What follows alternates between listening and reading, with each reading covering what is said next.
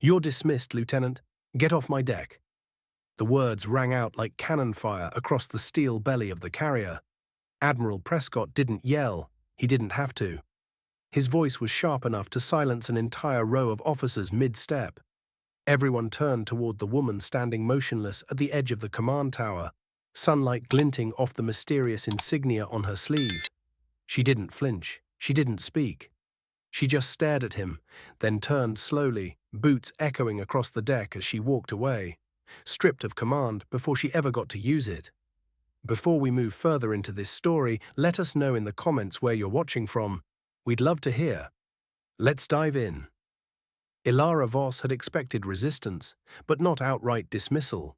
She wasn't a decorated veteran. She wasn't part of the Admiral's old boys club.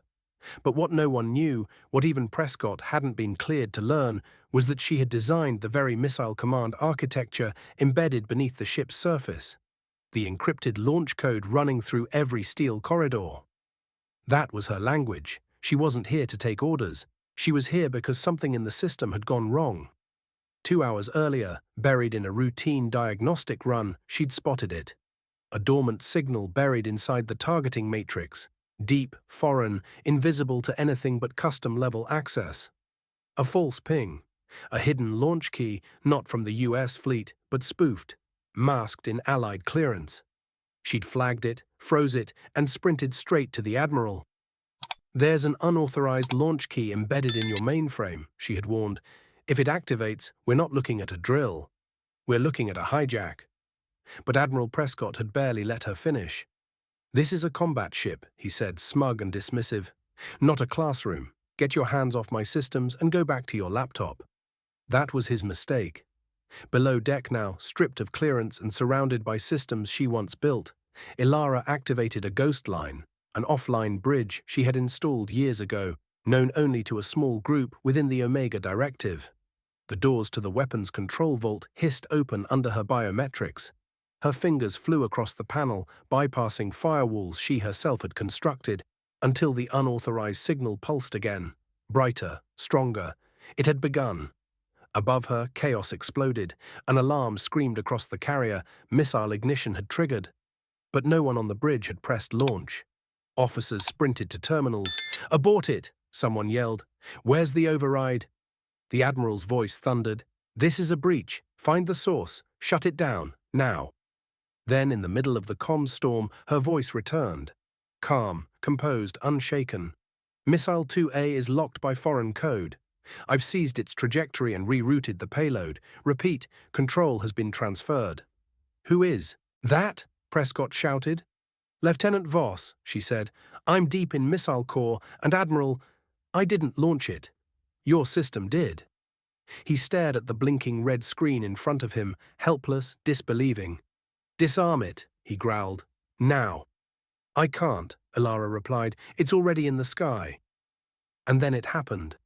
On deck, a thunderous roar tore through the air, smoke plumed. Fire roared as a missile soared from the vertical launcher, leaving a trail of white flame behind it. Crew members shielded their eyes. Prescott stormed onto the flight deck just in time to see the trail arch above them, rising into the clouds, gaining altitude at impossible speed. Then, silence.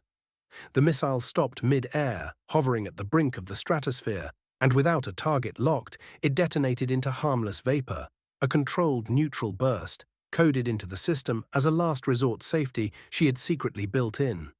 When the smoke cleared, Ilara stood at the edge of the deck. Windswept hair, sleeves rolled, hands steady, every sailor stared. The Admiral turned, jaw clenched, fury boiling just beneath confusion. "You just launched a missile off my ship." "No, sir," she said. "Your system launched it. I stopped it from turning into war." He stepped closer, eyeing the unfamiliar patch on her uniform. "Who are you, really?" She didn't hesitate. "Omega Directive. I created the encryption framework your fleet depends on. I'm not just here to advise, I'm here to protect it." "You bypassed orders," he hissed.